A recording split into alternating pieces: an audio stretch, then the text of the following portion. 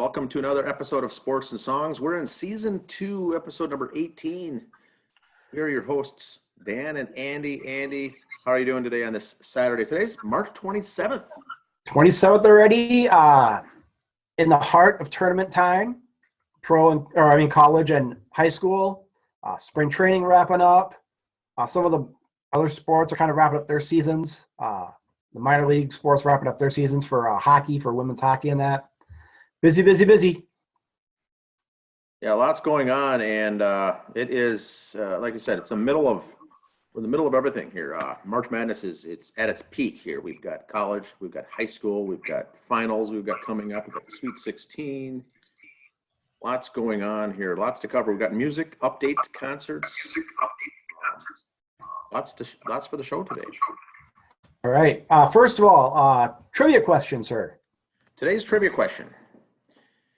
The average salary for an NBA player is $7.7 million per year.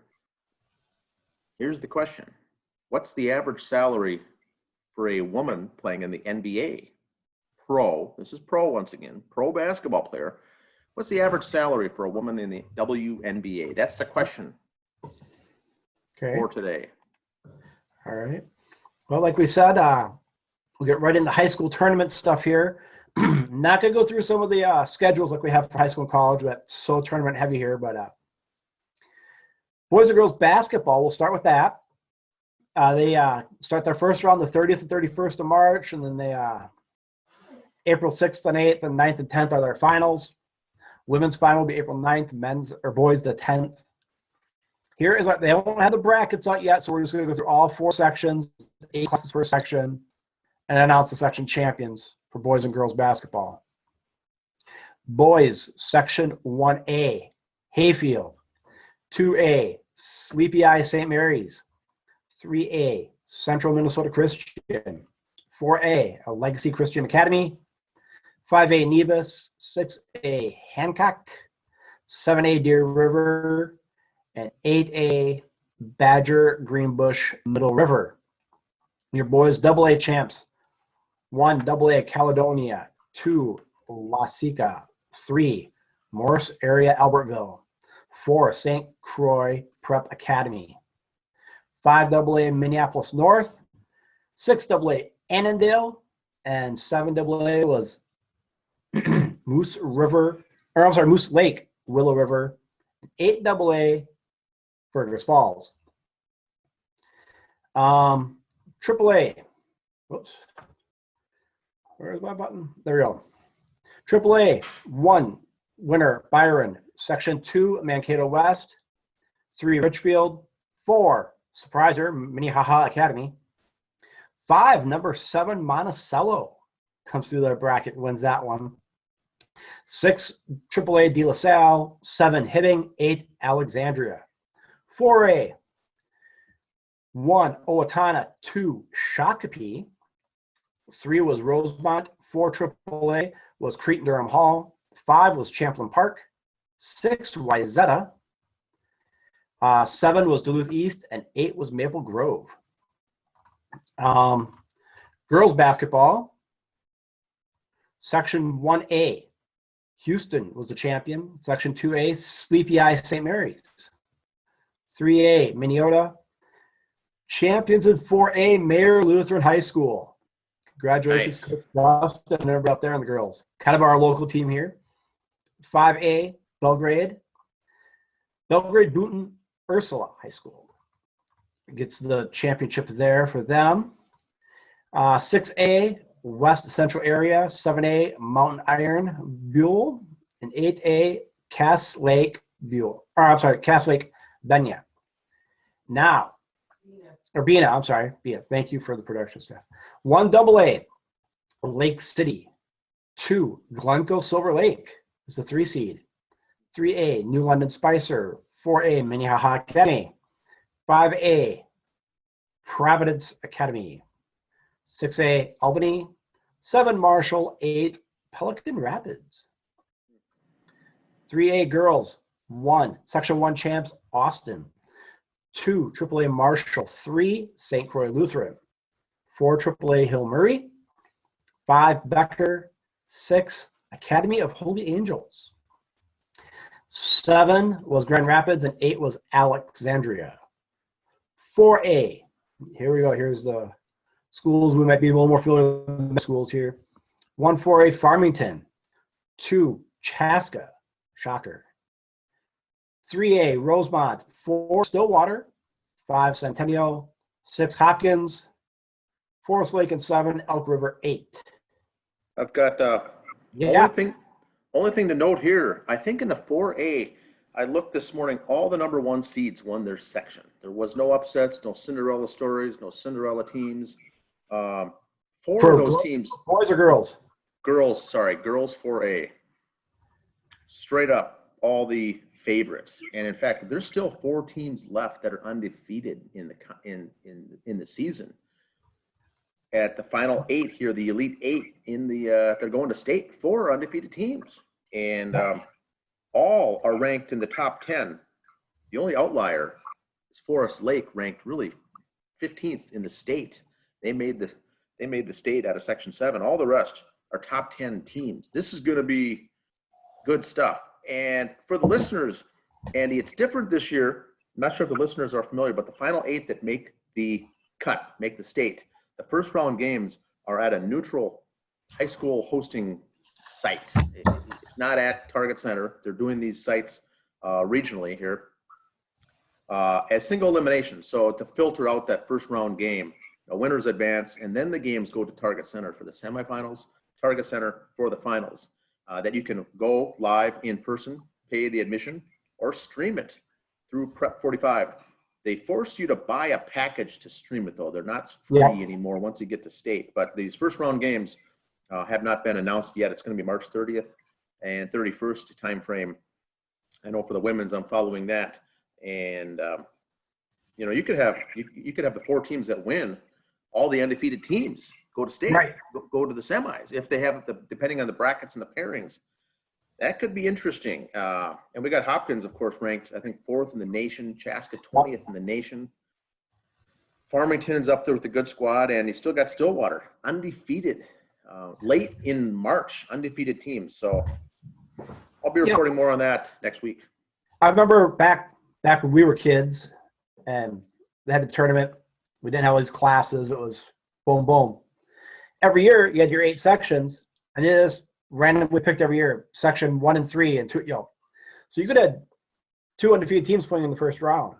I'm very happy they went to the seeding like this. They seed the first 5. Those last 3 are kind of a random draw. I'm okay with that. You kind of get the first 5 seeded and the rest kind of go. That's kind of neat. I like that.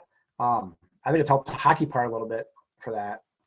Because I still kind of feel bad for the Rozos and the International Falls and the Hibbings that come all the way down here and are one and done. Yeah. For basketball, I kind of like it's a little more sectional. So coming down here for one and done. And there's there's no 5th place. There's no consolation. There's no 3rd place game. I like the single elimination. Moves it along pretty quick, and it's done. Remember last year there was no champions crowned because the COVID, the pandemic hit, and so they shut everything down. The day before the championship game, actually, I think. Right, yep. And, I get the no consolation bracket. I don't know if that's a COVID thing or just something new they're starting. But again, you come all the way down to these little schools up north, you lose, you got to play again. Man, they sold a lot of boxes of candy to come down here for that championship game. Now you got to play in a loser's bracket.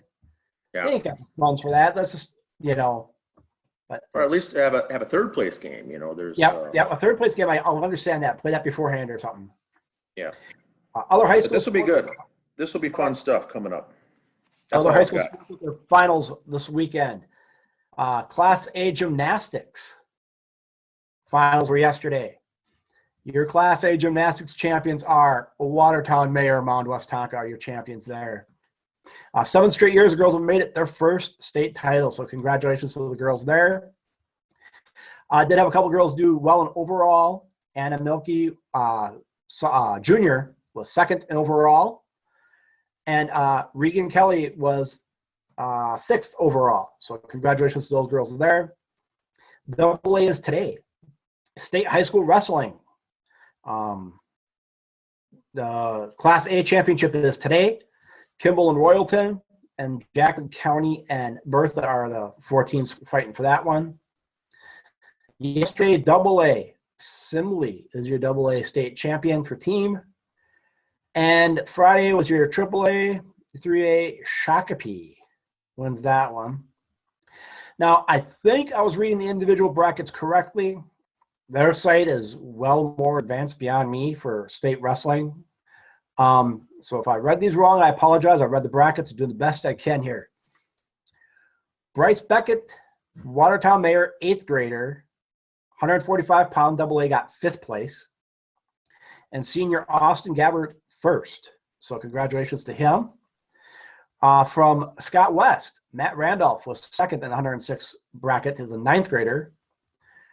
And Adam Kohler from Prior Lake in the 106 got 1st. So congratulations to those boys there.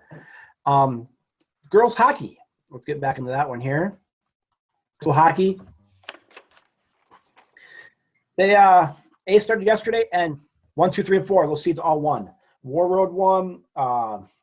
They won 10-0 against Rochester Lords. Proctor Hermantown won 8-0 over Laverne. And then Gentry Academy and Chisago Lakes were your winners there. They'll play get on to first. In Class AA, we did have a COVID game.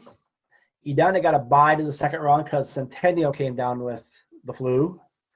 And so they are also, Edina gets a pass, forfeit, whatever you want, they're terming it. So they automatically advance the other games today. Minnetonka against Alexandria. Farmington and Andover tonight, and Eastview and Stillwater area are your evening games. Those again, you'll have to find somewhere to stream them if you can. They're not on 45 yet, which is silly. Boys hockey wrapped up. They already got the brackets out because they will start on the 30th for their first strong games. Northern Lakes will play number 2 Gentry Academy in the morning game. Litchfield, Dassel, Cokato against East Grand Forks. That's the top half of your tier. Bottom is Dodge County against Hermantown, the number 1 overall seed.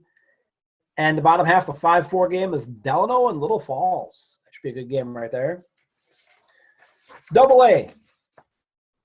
Wayzata against number 2 Hill Murray. These games are the 31st at the X. Moorhead against Lakeville South, who's the 3 seed. Bottom half of your bracket. Now this game, the one team's not ranked, because of course they just ranked the top 5. But I think this will be a good game just going off history. St. Thomas Academy against Ean Prairie. St. Thomas Academy always seems to turn it on in state tournament. They're 13-4. Ean Prairie 18-1. That should be a good game, I think, right there. Then Andover and Maple Grove is your evening game. Like I said, the boys hockey is the 30th and the 31st. Then April 2nd and 3rd, all at the X. And the girls will wrap up the 1st and 2nd for their finals, semifinals. Now Tuesday, I think I misspoke. I'm admitting it. I'm a better man for it. NCAA Division I hockey, their playoffs. I said Quantipac made it as the conference champ because St. Louis had the COVID. I misunderstood. Quinnipiac is just the lone representative from that conference. Notre Dame, I think, got in because of the opening because of COVID. So what happens? Notre Dame gets in. Now they got COVID and they're out. So BC got the pass on that one. And also announced yesterday, Michigan came down with COVID at their game. So North Dakota got the pass on that one. Or not North Dakota. Who's Michigan playing? I had it on here. I'm missing it. Live in the Fargo bracket. Yeah. Oh, I'm sorry. It was Minnesota Duluth. Minnesota Duluth got the pass because of that one. So we'll see how those go. Big upset yesterday. Bemidji State beat the Cheddarheads 6-3. It was a little scary. It was 5-1 the third. This guy's got a couple in there. Bemidji State got that empty netter at the end. So very exciting game. I love listening to Barry Melrose do hockey because he's got that pure hockey sound. Okay. It comes out. He's got no problems with the names for the players that are Canadian players, so it sounds true. He's not forced, you know. And he appreciates Northern Minnesota hockey being a Canadian guy because that's what we have. So it's kind of fun to listen to Barry Melrose. The other games finish up on the ESPN family of networks. In my bracket for the Frozen Four, like I mentioned on Tuesday, I do have Bemidji State against Boston College in the championship game. 5 teams from Minnesota made the 16-team tournament. All 5 Minnesota teams made it. And the way they're spaced out, there could be 4 Minnesota teams in the Frozen Four. Wow. That would be kind of neat. College basketball. Let's not forget about our friends in the NIT. Men's NIT is down to their Final Four. The 27th and the 28th will be their championship games. And they do have a third-place game they play for the NIT. Yes. Got Colorado State against Memphis and Mississippi State against Louisiana Tech. That's for the men's. For the gals, for the women's NIT, it's Rice and Delaware, Ole Miss, and Northern Iowa. So, and those games for the women you can catch on Flow Hoops. It's a streaming service.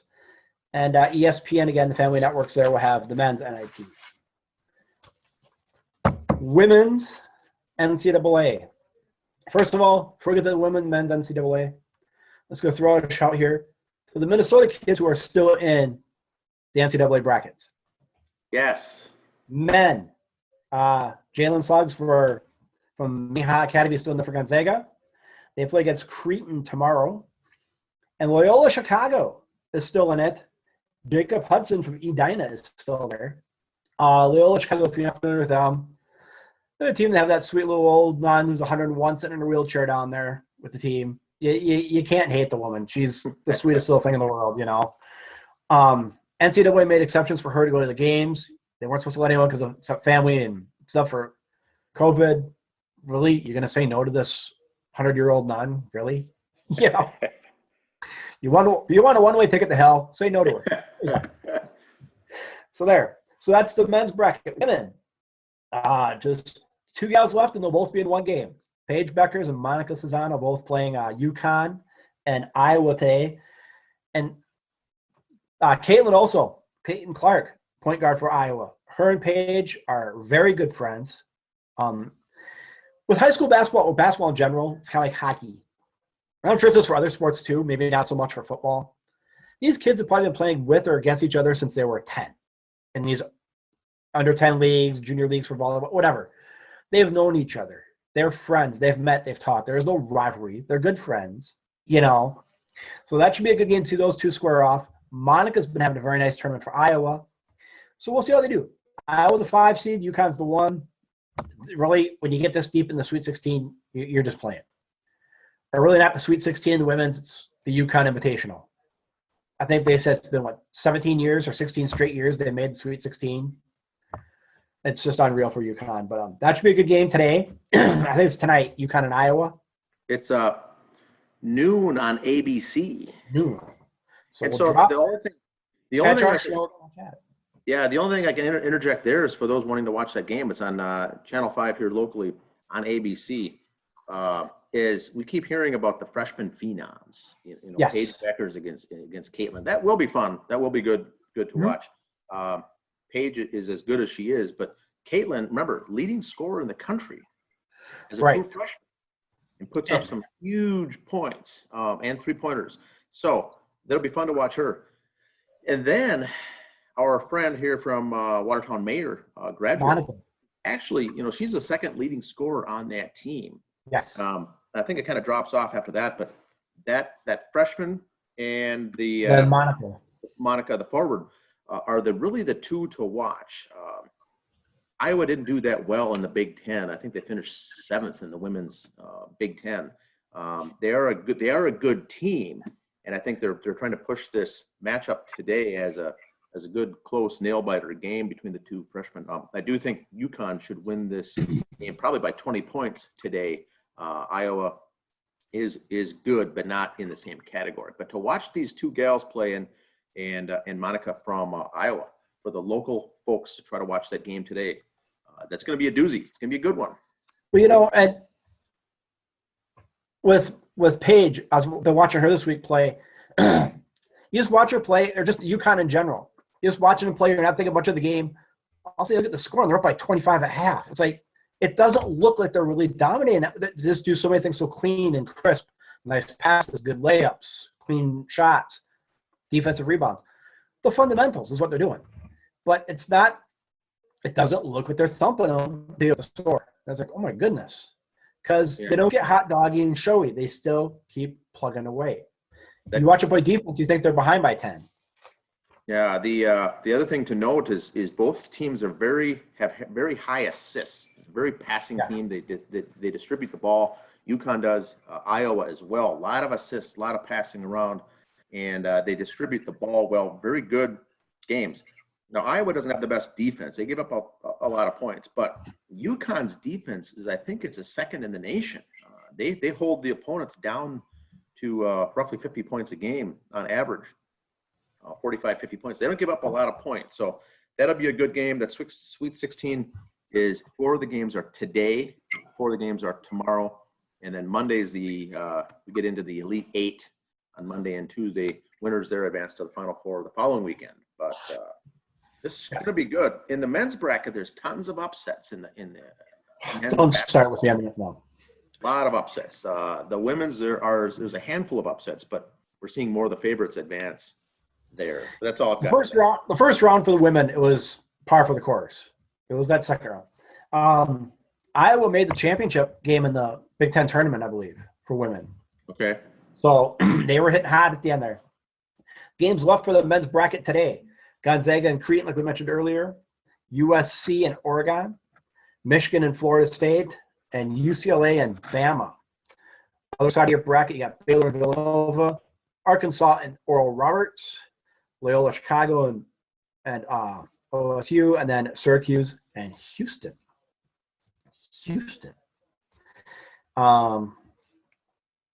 I have 6 teams left. Michigan and Florida State are 2 of them, so there's 1 team gone today or this weekend. So, yeah, I got Gonzaga and Houston in the finals. I need that to happen, or I'm out of my bracket. I need Houston to make the finals. Nice. Women. Here's who's left: Stanford and Missouri State, Oregon and Louisville, South Carolina against Georgia Tech, and Texas and Maryland. Now, Maryland's a 2 seed. Maryland in their 2 games so far have scored 100 points and 98 points. And Texas, as a 6 seed, has been thumping also. That Maryland-Texas game will probably be the second best game besides UConn and Iowa. So if you flip the channels, you see Texas and Maryland. If Maryland scored 198 points in 2 games for women's basketball, that's just not done. I remember watching the opening day. Baylor came out and scored 100 points. You know UConn was watching that game because they came out and scored 100 then too. So it's one of the things. But the other side of the bracket, you got UConn, Iowa, Michigan, and Baylor. That should be a good game there. Baylor. A lot of people, even though Baylor's a 2 seed, a lot of people are still picking Baylor to win it all. So if Baylor wins and UConn wins, they play each other in the Elite 8. So then North Carolina State, Indiana, and Arizona, a 3 seed against Texas A&M. Arizona's just kind of quietly humming along here. It's like, no. You guys all talk about Baylor and UConn and Stanford and Maryland. You keep talking about that. Arizona State, Texas A&M, that game, they're just kind of quietly sneaking through the tournament here. So just a way to do it. Let the big kids get all the press, and you just quietly work on through. Other sports, I was watching last night the NWHC. It's like minor league women's hockey. It was on NBCSN. Minnesota Whitecaps won 7-0. They're in the finals today. So if you need a little hockey fix, basketball games are on a break tonight. Check that out. It's not really minor league like post-college age players. There's a couple of gals on our team in their 40s. They're just still living that hockey dream. So if you like women's hockey or just like hockey in general, NBCSN tonight, give that a shot. NASCAR on Sunday, 2:30 p.m. on Fox at Bristol on the dirt. They brought dirt in and covered the track in dirt, and so the boys will be racing on dirt. Now, got to remember, they put some dirt on there, but that concrete's still underneath it. So as they go through treading, you just like hitting dirt and kind of, it'll be fun to watch. I don't know if they're going to like re-dirt the track every now and then, like they resurface on ice and hockey, how they're going to do it. Just to let grooves dig in, we'll see. It's the first time NASCAR's done this on the big level. It's kind of exciting to see how that goes today. Little wrestling fix here if we get some other stuff. WWE Network sold a lot of their stuff to Peacock, NBC. So the new Peacock streaming channel has a lot of the WWE stuff. If you remember from our generation, our 20s, WWE got a little sketchy on some of their things they showed. Well, Peacock don't like showing that. There's 17,000 hours worth of stuff WWE has that they got to go through. They've already started editing stuff out because it doesn't meet their standards. It's like, you knew what you were buying. You know, you knew what you were getting, that what was in there. But nope, so they're going through and editing stuff out. One match in particular they're editing it out is years ago, Roddy Piper was in a match, and he went half blackface for it. They've taken that match out. At the time, it was a character thing. Was it right or wrong? That's irrelevant. You knew what you were getting when you bought it. Now, if you still want to see that match because you like Piper and you like Bad News Brown for that match, it's still going to be on the network, on the WWE network. But just saying, if you're looking for something history-wise, it's not there. Relax. Just relax. One other thing I want to get into here. Let me get my soapbox a little. Jordan Bohannon from Iowa, basketball player. Punk. That's the word I'll use. Earlier this week, ESPN college basketball analyst Seth Greenberg has some harsh words for Iowa basketball star Jordan Bohannon. Earlier this week, we heard Jordan talk about his gift bag, drop F-bombs, and make fun of the gift bag from the NCAA. ESPN's Greenberg said on CBS Sports Radio, he looked great, ungrateful. I don't know Jordan. He might be the greatest guy in the world, but he looked ungrateful. That's embarrassing to me. The comments came after Jordan poked fun at the NCAA's gift bag that the student athletes get for competing in the men's and women's tournaments. He suggested the players should be receiving more than just a welcome package. Greenberg clearly didn't agree. He went on to scold the Hawkeye star. Well, Bohannon saw Greenberg's comments, and then he made this message. This was what he tweeted out about Seth Greenberg. He goes, easy to say from someone who's made a living off college athletes. Listen, son, you're getting a free education right now. You're getting to travel the country to play basketball for free. They're feeding you and housing you for free. You get an allowance, money from the school given to you. So who's the one living off college basketball? And by the way, when you graduate, you're probably not going pro. And so your basketball money-making days are done. He's still cutting a check because of college basketball. So who's the fool now? If you want, have mommy and daddy cut the check to Iowa for your tuition. Have them pay for your travel to be on the basketball team because you're not a scholarship athlete anymore. Pay for your meals because you're not going to qualify for a meal program. Pay for your housing. Oh, and then give you your allowance money that athletes get all the time.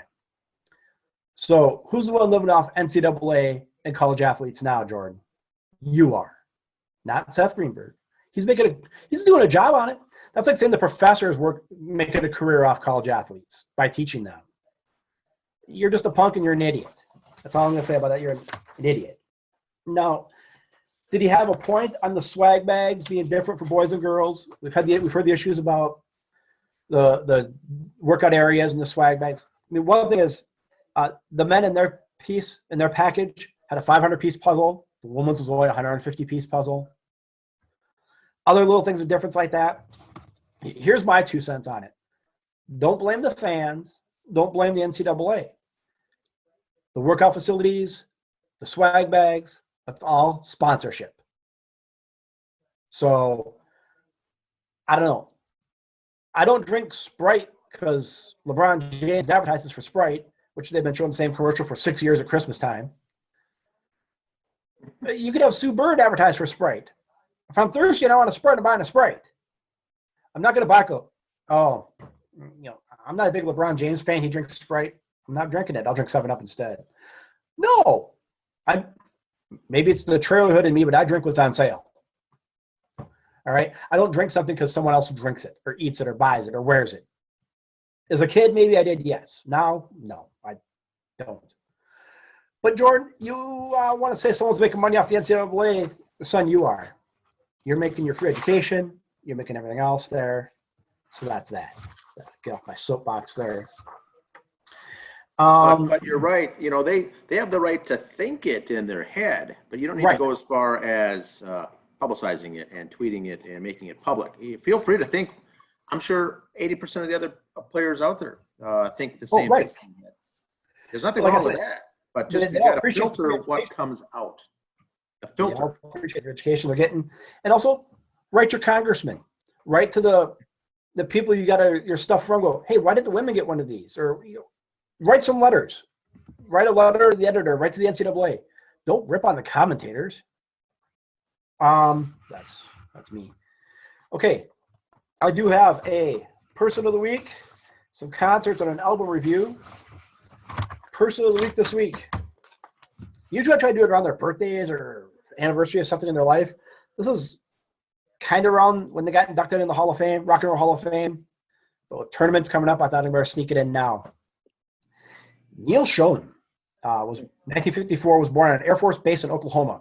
The guitarist did do some time before founding the groups of Journey and Bad English.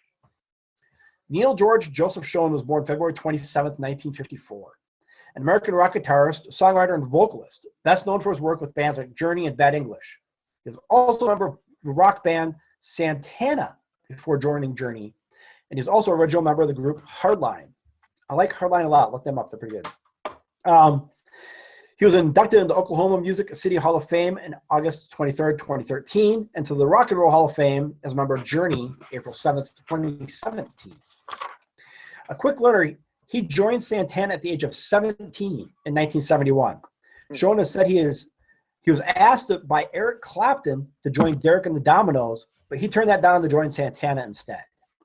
And he's been on a couple of Santana's albums, so what a choice. You're a young guitarist, 17. Geez, I put Eric Clapton or Carlos Santana. Nice problem to have. His guitar style has been described as soulful, taking inspiration from the 60s era soul singers such as Aretha Franklin and Gladys Knight, and blending it with blues like B.B. King. He also lists influences as Clapton, Hendrix, Santana, and Wes Montgomery. In addition to his 9 solo albums and 14 studio albums with Journey, Neil Schoen also includes a pair of albums with keyboardist Jan Hammer, short-term collaboration with Sammy Hagar and HSAS and Planet Us, and Paul Rogers, stints with Bad English, a supergroup that featured Journey, couple members from the Babies, John Waite and Ricky Phillips from the Babies, and also in Hardline. Even in Journey's latest lineup, he's still with them. He's also done Piranha Blues in 1999, was another band he started. He's done a lot of work with Jeff Scott Soto and Dean Carrato, the drummer for Journey. So he's done a lot of work with them. Now, here's something I heard Eddie Trunk interview a while ago with Neil. Neil Schoen included a version of Prince's signature track, Purple Rain, on his 2020 solo covers album, Universe. It was more than a tribute from one great guitarist to another. Prince had been a fan of Neil Schoen's work since his earliest times. One of the best played records of his collection was Journey's 1981 album, Eclipse. And one of his last CDs he bought before his death in 2016 was Santana's 4, featuring both Schoen and Azim was on that one too. So great guitarist. Prince was a fan of his. In fact, here's something now. Here's your homework to listen to for tonight. Here's homework. In fact, Prince had made contact with Journey before releasing the original version of Purple Rain, because the influence of the 1983 song Faithfully was undeniable. Keyboardist Johnny Kane, who'd written it, recalled taking a call in 1984. I want to play something for you. Now I want you to check it out, Prince told him. The chord changes are close to Faithfully, and I don't want you to sue me. Nothing could be further from Kane's mind, as he told Billboard. I thought it was an amazing tune, and I told him, man, I'm just super flattered that you even called. It just shows that how classy a guy you are. Good luck with the song. I know it's going to be a hit. Wow. So next time you listen to Faithfully, and when Neil Schoen came here for one of Prince's tribute tours, he played that, so that was pretty cool there. So just we're all closet Journey fans. Let's admit it. We've all. But next time you listen to it, maybe on your Spotify channel after you've listened to our Pages albums, listen to Faithfully, then listen to Purple Rain and see if you can catch the similarities there. Album releases. Susie Quattro has a new one called out, The Devil in Me, coming out. That's a good one. And Rob Zombie, congratulations, Rob Zombie, on his 7th studio album, Lunar Injection. It's his first #1 Billboard top album sales chart ever, based on just physical sales in the U.S. Rob Zombie has the #1 album on Billboard for sales. So congratulations to Rob Zombie. Concerts this week, just basically some updates on stuff at Medina, our friends at Medina. April 9th, Arena with Heartless. April 10th is Trilogy, which is The Doors, Led Zeppelin, and Pink Floyd. April 16th is Them Pesky Kids with Gel. April 23rd, Head Games, which is a foreigner tribute band. And April 24th is the Shayla Lee Band. And then coming up in May or June, I believe, at Medina on Thursday nights, they do free concerts on the patio. So when the weather gets a little warmer, stuff out there, we'll see that there. That is my bit for the show, sir. Do you have a trivia answer for us? Yes, I've got 2 sports notes before I get to the trivia.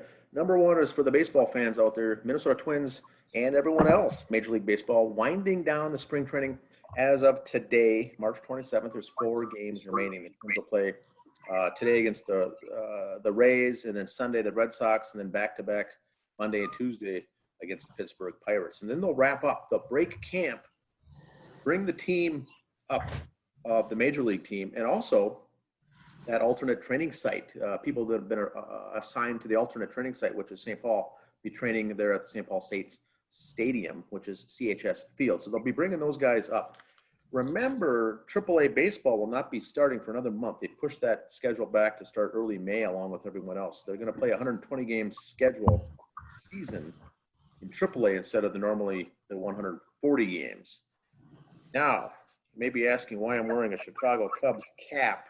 Why in the world are you wearing a Chicago Cubs cap? I bought first Saints tickets for next month when they start. St. Paul Saints AAA against the Iowa Cubs. Saints against the Iowa Cubs. I'm looking forward to watching that. We'll be reporting. I'll report on that after I come back on the next episode. But looking forward to doing a AAA baseball game. Never before here in Minnesota. So that should be fun. The Cubs against the Twins AAA. Now, the Twins did option left fielder and former first-round draft pick Alex Kiriloff down there. So I'm looking forward to see him as well. They still have the spot in left field open.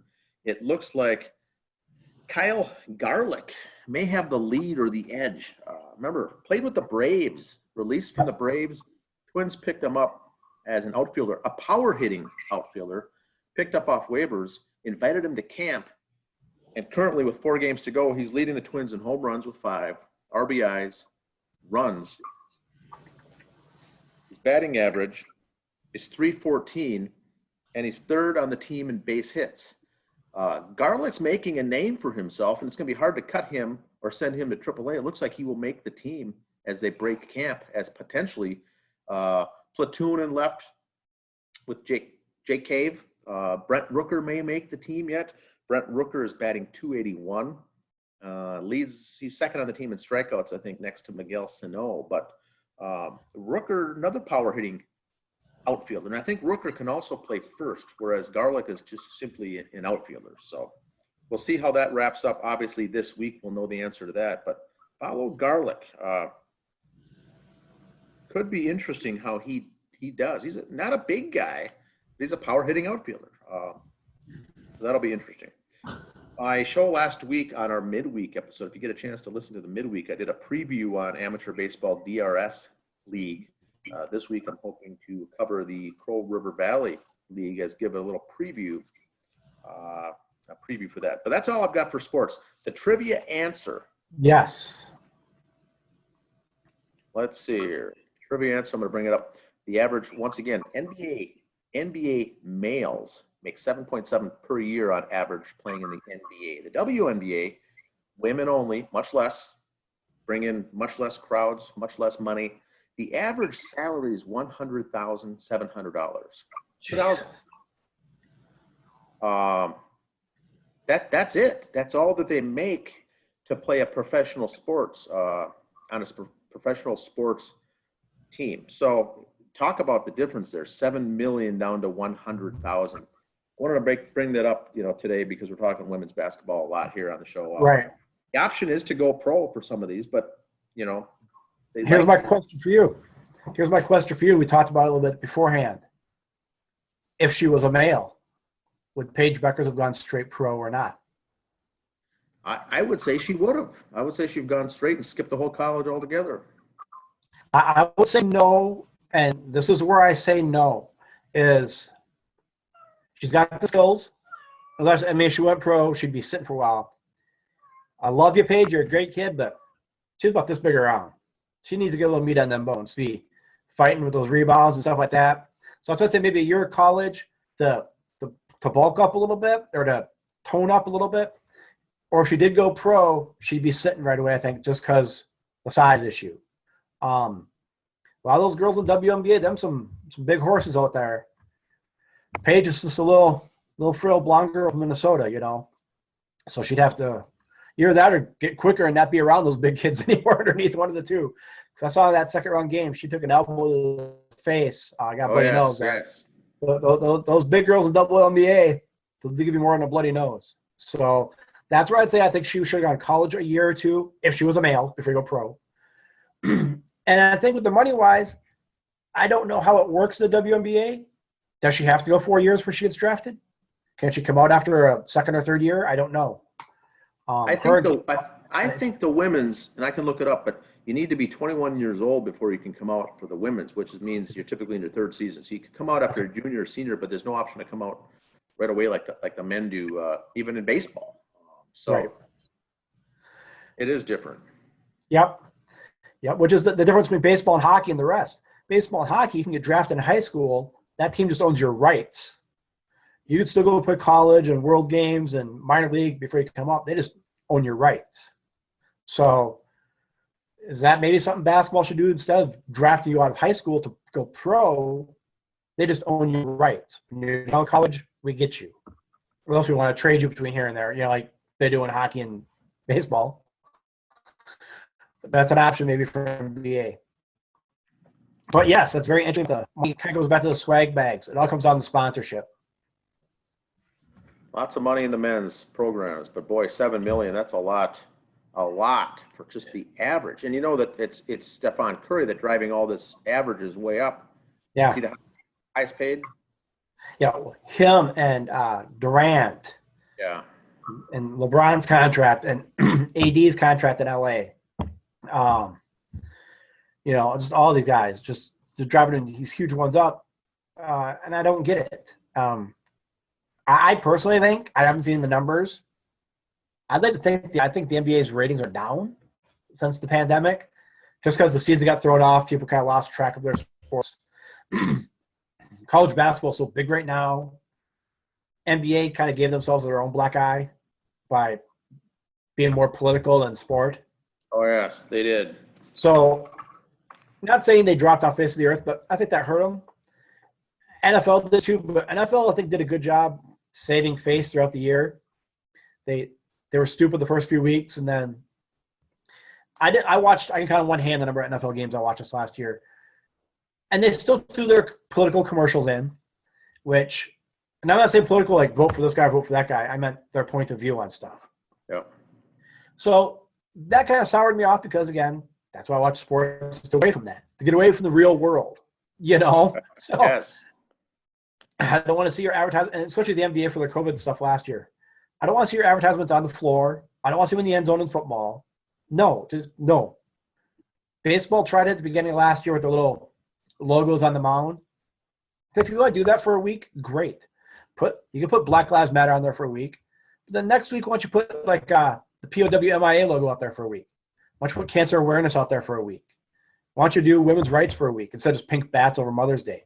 If you want to do something different every week, God bless you, go with it. But play both sides of the fence.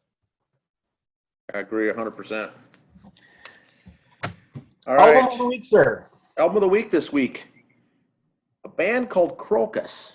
Crocus, a heavy metal band. I remember Here, that. I'm going to bring it up here. I'm going to share the screen. As I'm sure many of the viewers may not be aware of this group or band at all.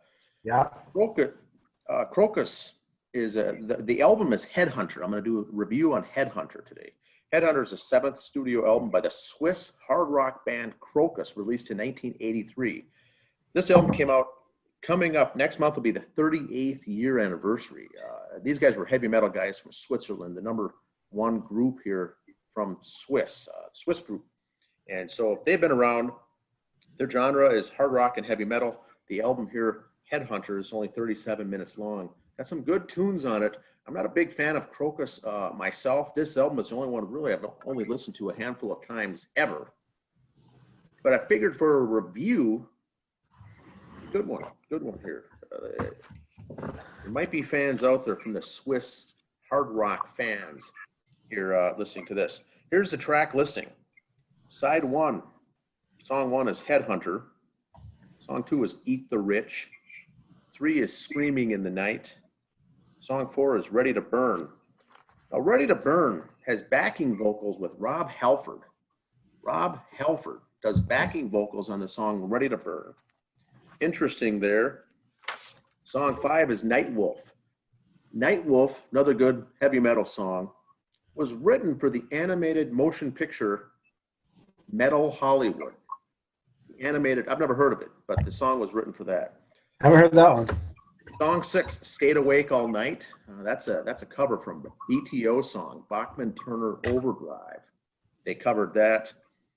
Stand and Be Counted is song number 7. Song 8 is White Din, which is an instrumental, only 1 minute, 50 seconds long, but it's the only instrumental on the album. Song 9 is Russian Winter. Russian Winter. Here's the personnel.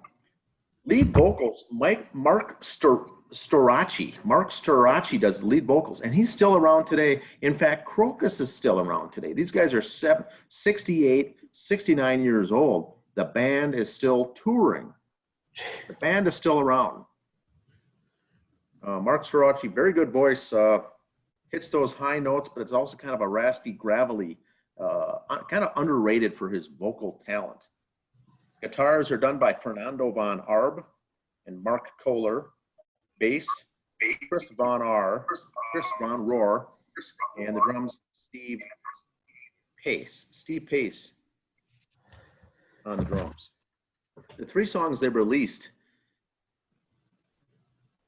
is Eat the Rich and Stayed Awake All Night. Actually hit the charts, peaked out at 31 and 33 on the hot mainstream rock tracks. This is back in '83. And then Screaming in the Night, everyone knows that reached up to 21. Screaming in the Night, you'll still hear that on classic rock stations to this day. That was the #1 song that their biggest hit of all time was that song. It's a power ballad, but it's very good. That reached 21 on the hot mainstream rock tracks. And that's a song that most people will recognize, if any, from the Swiss band Crocus. This album went gold status, not even platinum. Once again, these bands did really well overseas in Europe. Some of these heavy metal, these hard rock bands did really well over there in Europe, but only gold here in the U.S. There's the band there on the screen. Once again, hard rock stuff. This is their 7th album. So that's all I've got here for Album of the Week, Andy. Were you a big Crocus fan? You know, I remember they did Ballroom Blitz. I think they did a cover of Radar Love. They're Eat the Rich. That's not the same one Aerosmith did in 93 or 94. Nope. It is different. Same title, though. Okay. Yeah, I remember they did Ballroom Blitz was kind of their breakout hit. Mid-90s there. That was a remake from Sweet. Then I think they did Radar Love. Or was that White Lion? I know White Lion did. I think someone else did Radar Love, too. Oh, yes. Most metal bands, I think, redid Radar Love at one time in their career going up. Yeah, I remember hearing a couple of their songs. They were all right. I never bought anything. Did not make a dime off of me. I enjoyed it on MTV and on radio play, but I have not funded the group at all.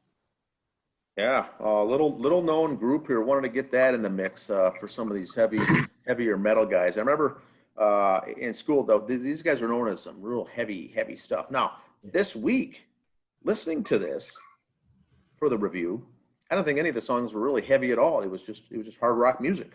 So once again, as time progresses, these guys were not that heavy, I don't think.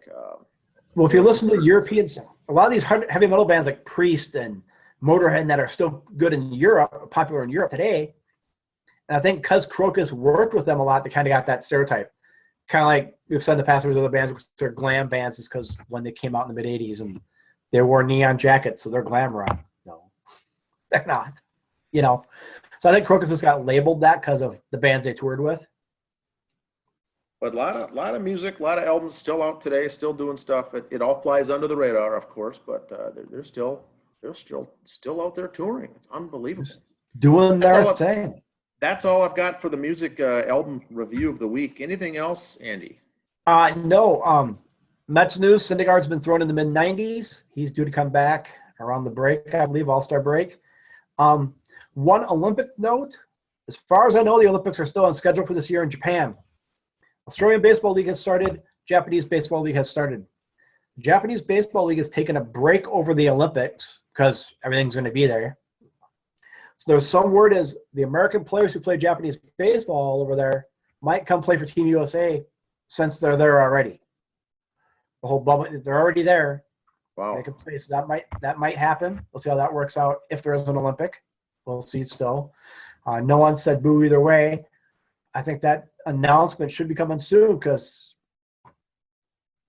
or get off the pot pretty soon be the saying on the Olympics. They got to say something because we got to get people there. We got to get everybody isolated, folks, to know what they're doing. So that's happening. Like I said, Australian Baseball League started this weekend. Japanese baseball starting. Major League Baseball starting. You'll get your fix right there on YouTube. You can watch those. We'll be posting highlights on the social media for those leagues as they come up. Tuesday's page 2 this week for me. Major League Baseball may announce this week how they might pull the All-Star game from Atlanta because the state of Georgia said, oh, voter ID is a good idea. We want to push that. So now baseball wants to pull the All-Star game. So page 2 is going to be basically stuff like that. Back in 2015, 2016, NBA pulled the All-Star game from Charlotte, North Carolina because of gender-neutral bathrooms. Sports, stay out of stuff going on in the state capitals. Just worry about sports. That's what page 2 is going to be about.